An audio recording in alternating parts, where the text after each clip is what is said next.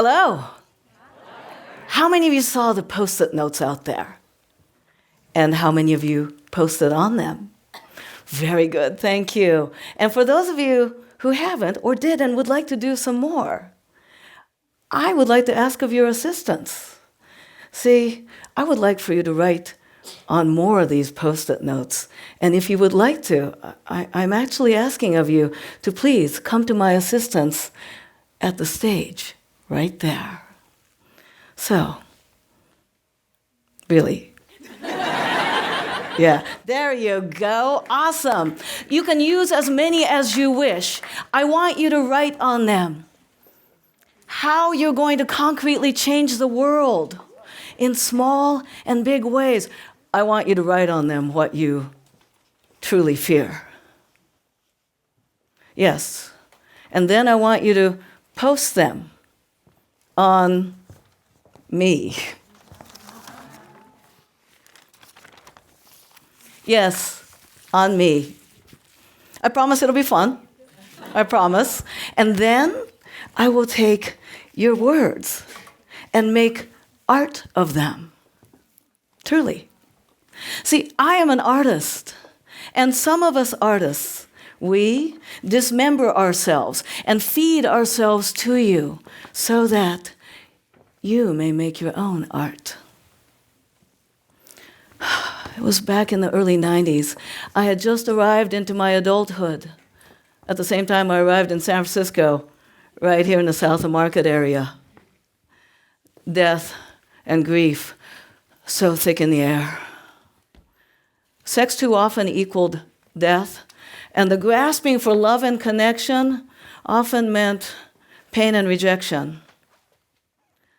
Now, I understood in my bones pain and rejection already.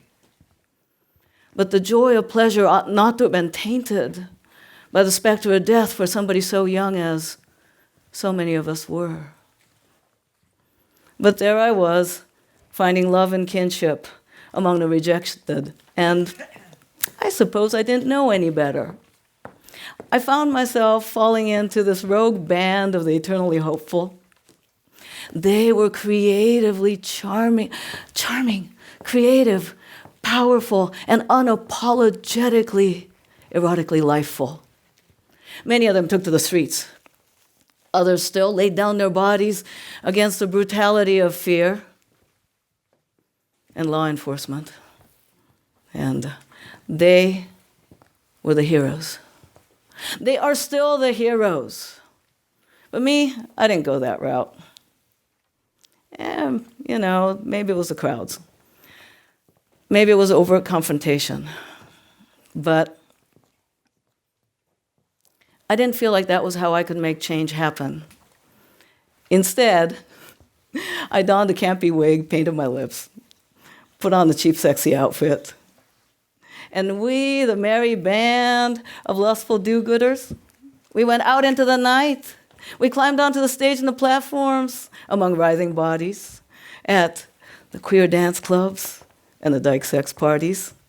Oh yeah, the word dyke, back then, was a proud word of self-reclamation.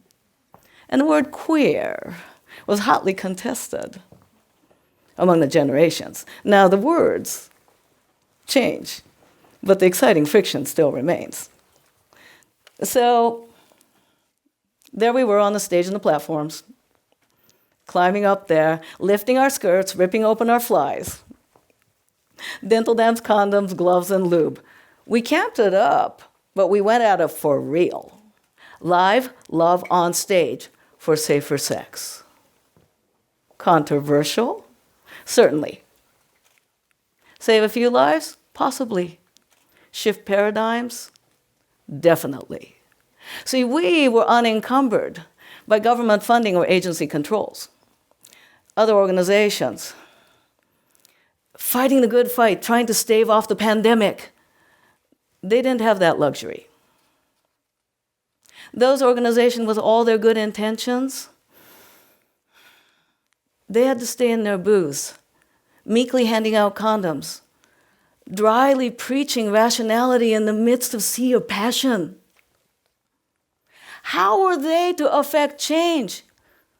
alter behavior and establish a new erotic norm? And how are we to take emotion to action and prepare for the new reality? Their latex glove hands were tied. We wanted so much, and yet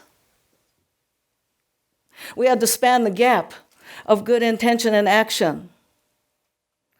All of this happened here in SoMA. Love, grief, and creative force. Here too began my performance art and my social practice. Humans are creative. People create. We can't help it. Oh, but we've been taught too well to be the audience. That the artist and the audience are oppositional. That one produces while the other consumes. But what if the creation and the consumption, the revealing and the obliterating, were the same thing? When I create, I am simultaneously destroying.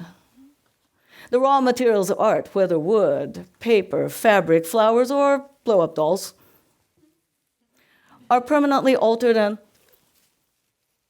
damaged permanently in order to create something new. The moment before the act of change is long, silent, and tense, and delicious. The moment after creation is exhilarating. The decision to destroy, to the action of creation, is a transformative, eternally long nanosecond. Oh, this is the love seat. Yes, it's called the love seat. It's actually made of real blow-up dolls. Actual blow-up dolls tied onto a frame. It's meant to be sat on. And the conversation it generates, oh my, the conversation it generates, I call it the love seat effect.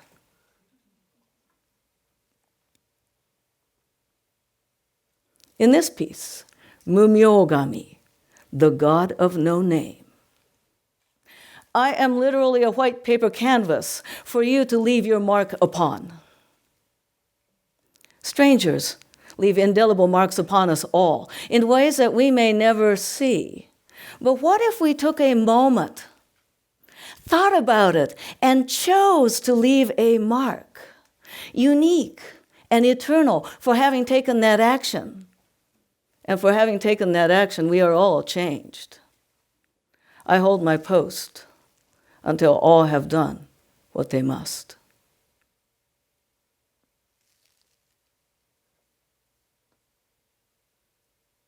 Oh, kimono too, what we wear. In this piece, I come wandering in from the audience wearing Mickey Mouse ears, Captain America shirt, and drinking a Coca-Cola. And then I dress myself in a vintage kimono, layering on the makeup, representing idealized beauty, nationalism, even yellow face, black eyeshadow, red lips, white over, medieval Japanese brow, white over, red rising sun, white over, bright yellow slanted eyes, white over. And finally, wearing a wooden no mask and bound under my own creation, the attendees are invited to white over me. Who is responsible for the destruction of the authentic? Where is the line between self-creation and self-obliteration? Where is it an internalized truth and externally imposed?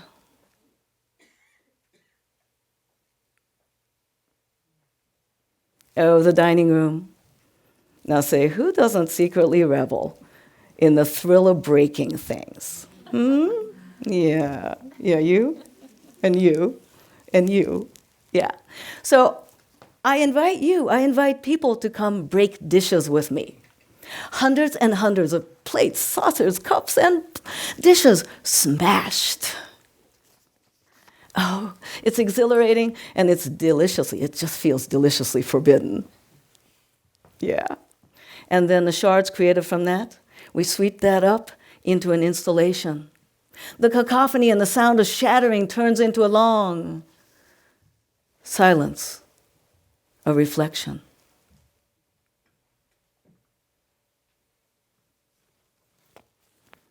Let me read your Post-it notes. I fear only fear itself. I will change the world, showing golden rule is still golden. I will change the world by being relentlessly kind. I will change the world by paying attention when it's easier to turn the other cheek. I will change the world by small acts of kindness, heart mark. I will change the world by educating others about HIV. People believe there's no danger of HIV anymore. Right on. And I fear unknown of death. I will change the world by sustainable business. There's so much talk of how we're going to change the world. Change is creation.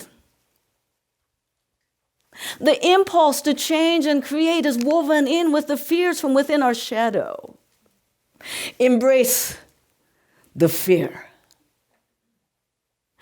Embrace the creation. Embrace the change. Creation is uncomfortable.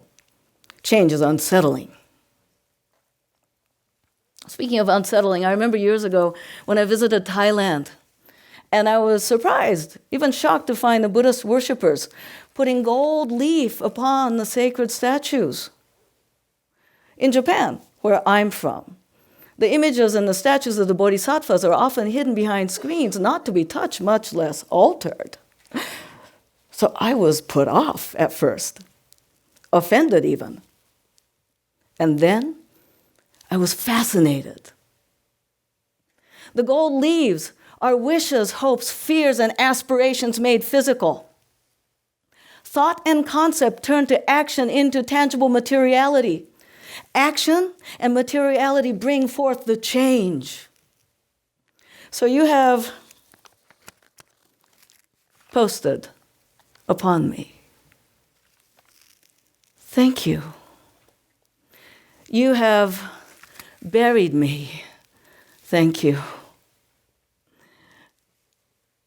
I am not the artist. Not anymore. Oh, thank you.